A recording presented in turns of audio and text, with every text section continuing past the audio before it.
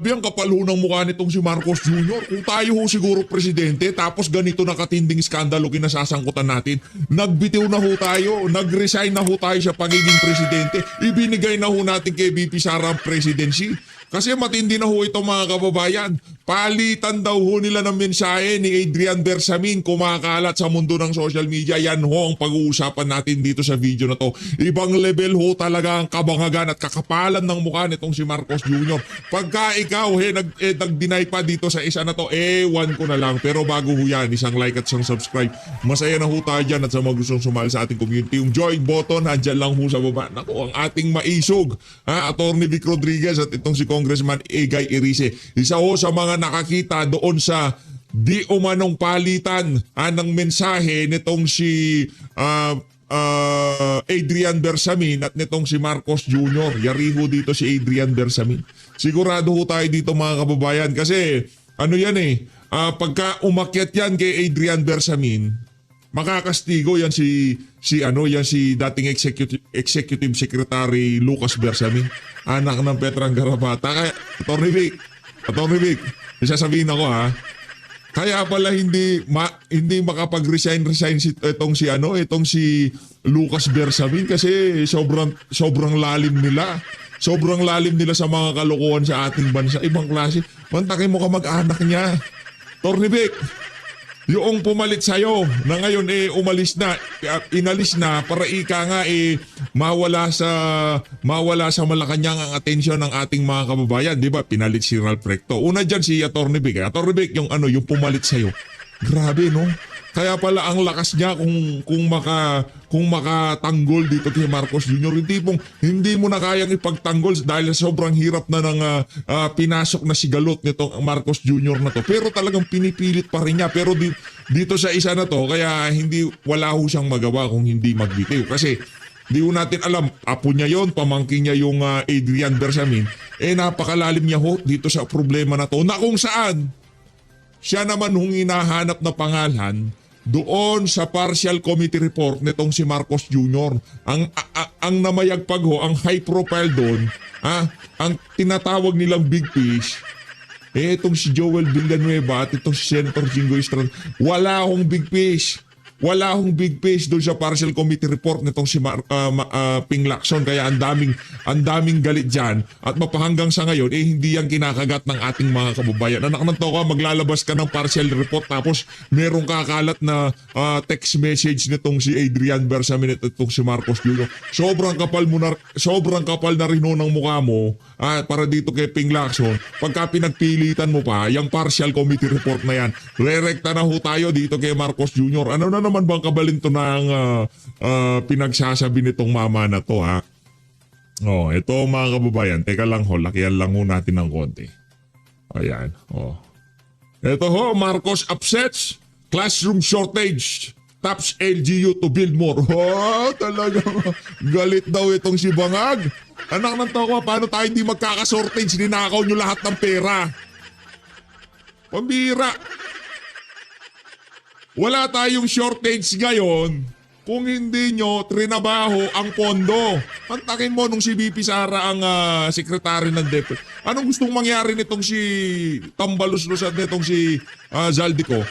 Magpasok ng 5 bilyon sa budget ng DepEd para daw sa pagpapatayo ng classroom. At ang may hawak lang at ang may control daw doon sa 5 bilyon na yon. Di umano, sabi ni Vice President Sara Duterte, Martin Romualdez at Zaldico, ngayon nagtatanong ka kung bakit may shortage, nagagalit ka. Anak ng tokwa, huwag ka magalit.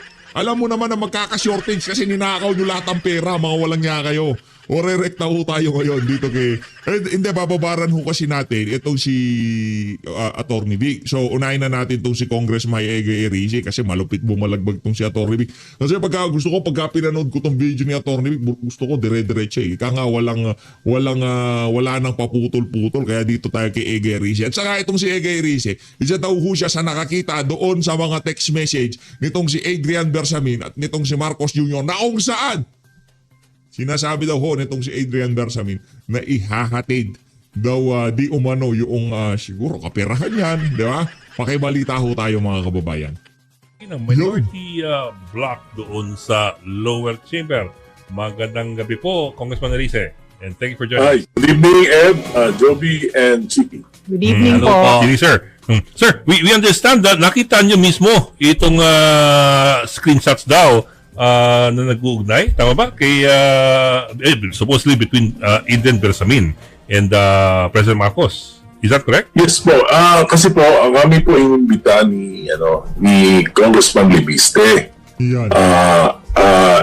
Three occasions, at hindi lang naman ako, hindi lang si Congressman Tino, may tatlo pang mga representatives ng Kongreso ang nakakita nito. Ito ay nasa kanyang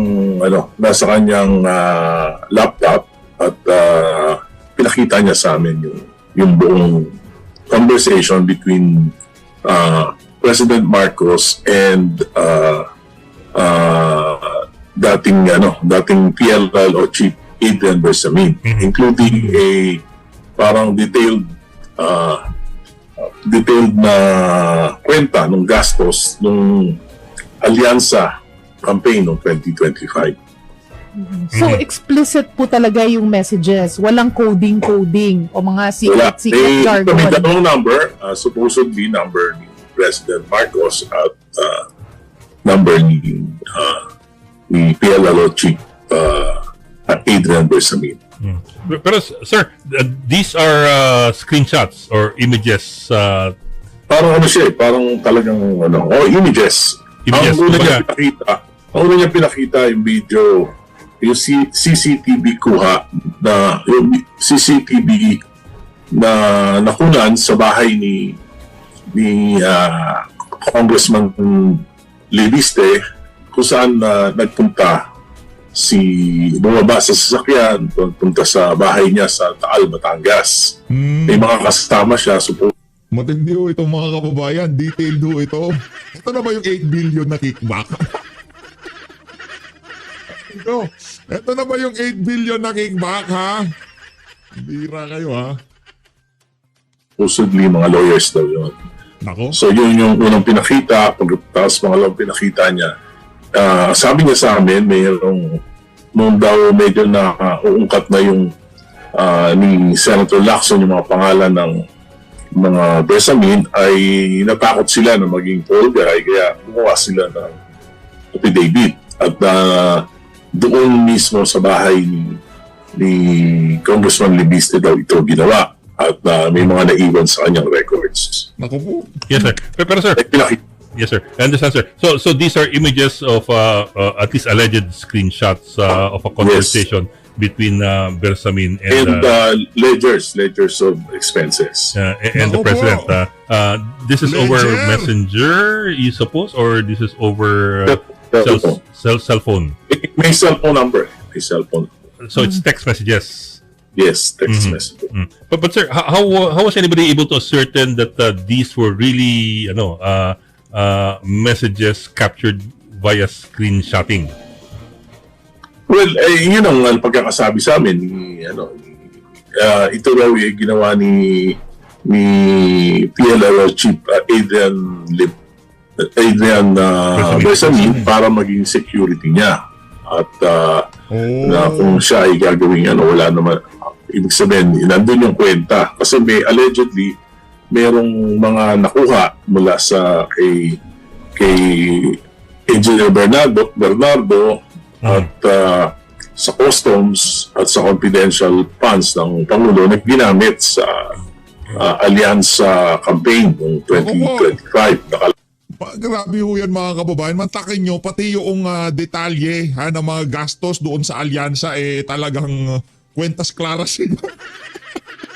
Kwentas claras ho sila. Diba? Kayo yung sinasabi ko sa inyo, mangolang ya kayo. Sa ayaw at sa gusto nyo, ilalabas ang katotohanan. Hindi pa ho yan. Wala pa yan. Gusto nyo talagang lumabas ang buong katotohanan. Gawin yung presidente si VP Sara. Sigurado, yung sinasabi nila na yung pagka naging presidente si Sara, yung issue ng flood control, yung mga big fish makakatakas. Hindi, kabaliktaran. Pagka si VP Sara ang naging presidente, 100%, yung mga mastermind sigurado may kalalagyan. Sino mastermind? Martin Romualdez. Sigurado uuwi yan si Saldico. Maniwala ako kayo sa akin mga kababayan. Sigurado uuwi yan si Saldico, si Marcos Jr. Naku, yari yan. Kalaboso yan, anak ng toka. Kung magpapakimo ka man, doon na sa sa loob ng kulungan, walang hiya ka ha. Binaboy mo si Tatay Digong ha. Pagka ikaw, tandaan mo yan. Talagay din mo sa mga ginasta. Yung ginasta, yung binigyan ng contribution, yung mga senatorial candidates ng alyansa, yung binayad sa mga entertainers, yung binayad sa Grabe naman yan. sa mga ads, marami pang iba. At kung may mga natira, may mga dates, may complete dates, kung kanino binigay, parang detalyado talaga. At meron pa mga nakalagay doon na iba na hindi tungkol sa kampanya, may mga iba pang na ayaw ko nang banggitin. Yes, sir. Yes. Naku, pati daw yung pinambayad doon sa mga entertainer. Yung mga kumikembot-kembot, yung mga ginigiling-gilingan, yung mga kandidato nung last midterm election. Walang niya kayo, akala nyo makakaisa. Di na kayo makakaisa, walang niya. Wala nang mananalo. At tandaan nyo mga kababayan, sa pagka kayo, nagtatangka na tumakbo ng pagkasenador, ngayon napaline up kayo dito sa siraulong presidente na to. Ang sigurado ko dito mga kababayan, matatalo kayo. Matatalo kayo kasi bakit? Pagka pag-uusapan na ang issue ng korupsyon, at sigurado tayo, hanggang sa 2028, nasa intro pa lang ho tayo ng dilubyo, ng pighati, ng mga trahedyang mangyayari sa mga darating na bagyo. Huwag naman sana, pero yun ang ating nakikita. Yung epekto ho, pangbungad pa lang itong mga nakita natin sa mga nakalipas na bagyo. Pangbungad pa lang yan. Yung talagang impact o yung epekto ng kabalbalang ginawa nila na to, mararamdaman ho natin yan sa mga susunod na 4 o 5 taon pa. Sa sobrang daming pagnanakaw na ginawa ng administrasyon nitong si Marcos Jr. Sir. Yes, sir, we understand, sir. Of course, these are all details that were shown to you. But yun lang, just to be fair to everybody concerned, was there any attempt to establish the veracity of the screenshots? Kasi, of course, these are images that are being shown to you Ito naman si Ed Lingaw, anak ng tawa. Kung titingnan natin lahat ng technicalities, walang valid na ebidensyang titignan nyo. Nagsalita si Saldico, anak ng toko, AI. Under oath dapat yan, uwi ka sa Pilipinas. Anak ng toko, lumabas yung mga listahan nitong si Adrian Bersamin. Anak ng toko, screenshot yan, paano natin mababalidate? Di ba? Para pa ba kayo sa sambayan ng Pilipino? Ikaw danong isang araw medyo gumuguds ka na sa akin ngayon.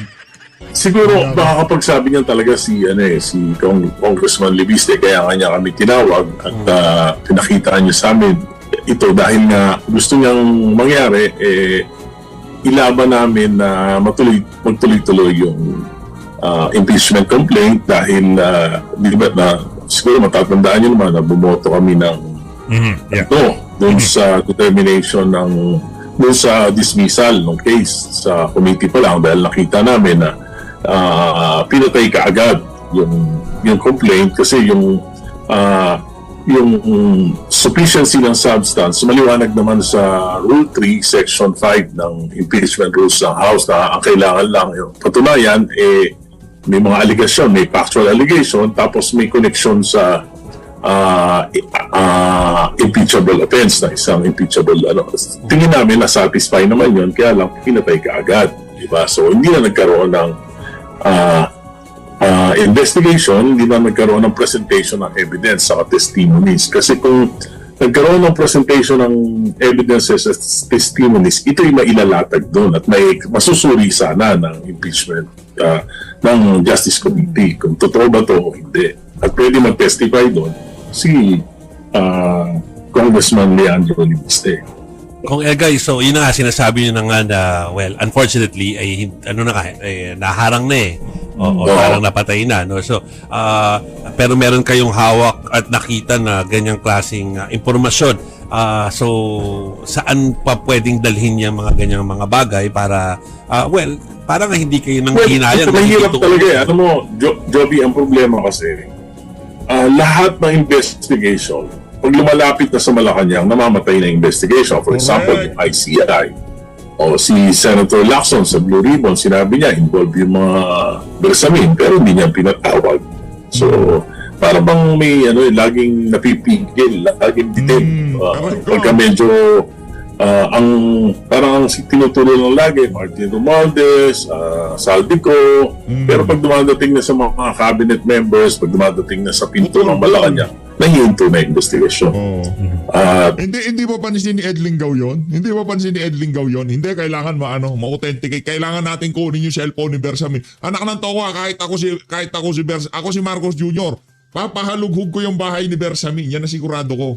Kukunin ko yung cellphone na yan. Diba, kukunin ko yan. Bigay mo sa akin yung cellphone na yan. Yan. iPhone, bigay mo sa akin ng cloud yan. Burado lahat ng message dyan.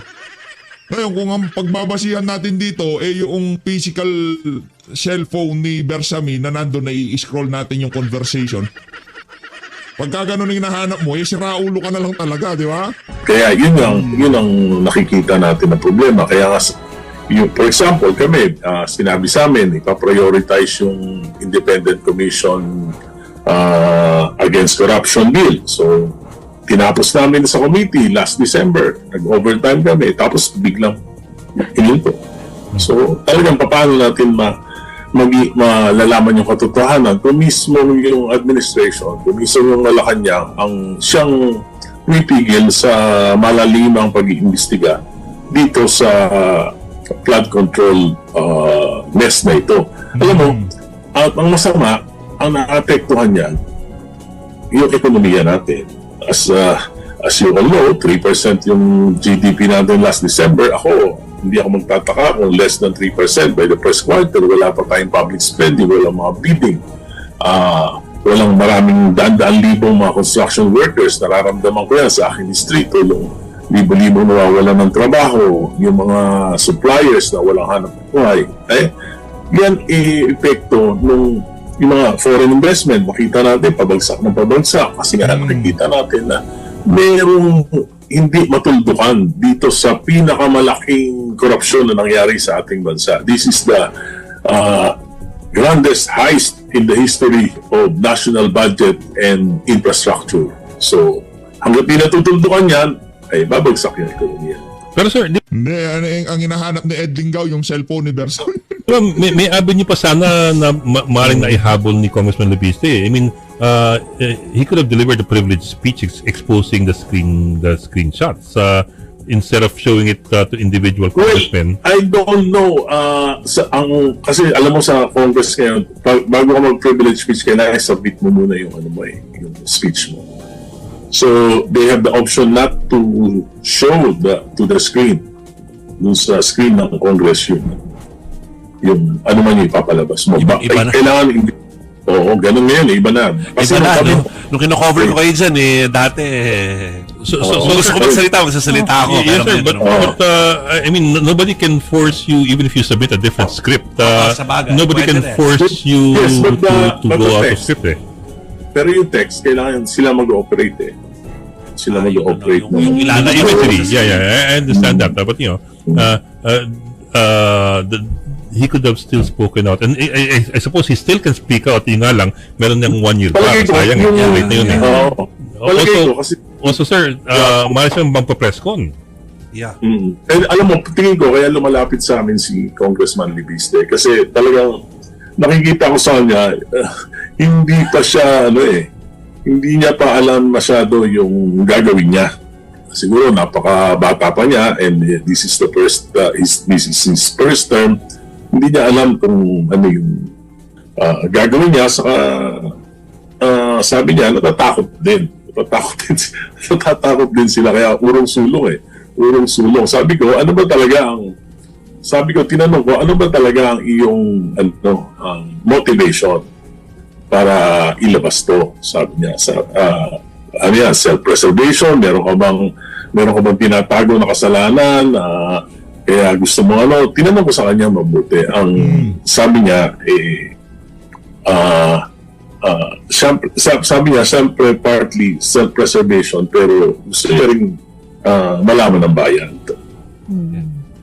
Ano Sabi niya sa akin, marami pa talagang marami pang may mga bagay pa na hindi pinapakita sa amin na pag nakita namin, masasabi namin na itiklop na yung yung mesa. Yun ang sinabi niya sa So ano po ang Itaob na yung mesa. Oo, talagang ganyan ho yun mga kababayan. Tingin natin kailangan ng itaob ang mesa. Kailangan na talagang magkapalitan. Pagka kasi hindi pinalitan tong si Raulong presidente na to, anak ng tokwa, hanggang 2028 pa ho tayo pag nanakawan itong pamilya na to. Yan ho, sigurado ho dyan mga magnanakaw yung mga Marcos eh. Nasa dugo na ho nila yan eh. advice po ninyo sa kanya? Kasi sabi niyo po ay he goes to you guys for advice. Sa kanya, pag-isipan niya mabuti. Kung gusto niya, natatakot siyang maglabas, bigyan niya sa akin lahat ng record. Gusto niya ako magsalita, magsasalita ako para sa kanya. Sabi ko sa kanya. Pero kinakailangan ko nga siya na affidavit na pangangatawan niya, yan lahat ng mga yan. Yeah, sir. Bring it out in public. Kasi for example, at this point kasi sir, well, like it or not, at this point, it's second and third hand information. May binigay sa kanya daw na screenshots na pinakita niya sa inyo. Siyempre maganda dyan, kung sakali mag-press con siya, isama niya si Eden Bersamin. Eden Bersamin would authenticate and make the claim in public. Instead of, kasi di ba, it becomes second and third hand information. Ito naman si Ed Lingaw, napaka-ano naman nun, napaka-imposible naman nun. Anong makukuha ni Adrian Bersamin? Bakit niya gagawin yon? Dahil sa pagmamahal sa bayan? Gagawin niya yon dahil sa pagmamahal sa bayan? Anak ng toka. Si Adrian Bersamin, ngayong mga panahon na to, dalawa lang ang pwedeng kahantungan yan. Nasa ilalim ng lupa, nagtatago, o nasa ibang bansa. At kung ako si Marcos Jr., kung ayaw ko man siyang self-preservation, hili ka sa dalawa, magsama kayo ni Zaldico doon o punta ka sa ilalim ng lupa. Dalawang bagay lang. Pero para lumabas ka dyan sa publiko at i-authenticate mo yung mga text message na yan, ewan ko ba dito sa mga reporter na to? Nabasa po ninyo yung pinakita sa inyo. Ang sabi niya sa akin, kasi ang apprehension, ngayon, tahimik na sila. Adrian, tahimik na yung pamilya niya, wala nang issue. So, kahit pa paano, natahimik ngayon. Hindi katulad nung dati, nung unang ginawa yung affidavit na talaga nag-aalala sila, di ba? Pero ang sinasabi rin na, paano yan, after 2 years, kung wala na si Presidente, baka naman sila habulin pagka wala na si Presidente Marcos. So, sila talaga. Kaya nga sabi ko, you should. Dito sa buhay na ito, lahat may risk. Ang importante, sabi ko, gawin nyo sa tingin nyo yung tama. So willing naman siya ibigay lahat sa inyo po. Yun po yung advice niyo sa kanya. Marami siyang mga apprehensions. Okay. Marami siyang mga apprehensions. Pero hopefully, sabi ko nga, hindi mo naman magtatago ang katotohanan. Laging lalabas at lalabas yan. Sana, lumabas na talaga yung katotohanan. Maski naman nung privilege speech ko, sinabi ko no kay Presidente, sabi ko dapat ipaliwanag niya bakit pinayagan niya yung 2023, 2024, 2025 national budget, sinalahula ng Kongreso, yung mga flagship projects inilagay sa flood control, double whammy, na-delay na yung mga projects, tapos bayad pa tayo ng mga penalties, tapos nag-increase yung presyo. Bakit hindi niya may paliwanag na bakit niya pinayagan? Bakit niya pinayagan yung 1.45 trillion? This is unprecedented in the history of General Appropriations Act. Marami na akong na 5 kongreso na ako, hindi mangyayari yan. Kung meron mga pagbabago, maliit lang. Pero binuhin mo aagawin mo yung President's budget, aagawin mo yung mga pinag-aralan na mga proyekto ng mga bawat departamento, papalitan mo ng mga kalokohan. Bakit napayagan? Sana kung 1 taon lang, baka maniwala pa ako na hindi nakakita ng kanyang DBM. Pero kung 3 taon, siya at ng kanyang kabinete hindi kumibo. PhilHealth, PDIC, Metro Subway, yung PNR elevated rail, trillions of pesos na nasayang dahil dyan sa flood control mess. Okay. Diyan ako nagulong. In fairness itong si Edgar Erice very consistent siya kahit na medyo bumabalik sa dilaw at mga pinto. Dito naman tayo bumibilib dito sa ibang mga mambabatas. No, kaya nilang ika nga punahin. Pagka ganito ibig sabihin walang bagahe ito. Bagong congressman to Lahat ng dinatnan nila noong 19 Congress wala nagsasalita. Bakit? Kasama ho sila sa kalokohan. Yun lang ho yun. Diyan ako nalulungkot talaga.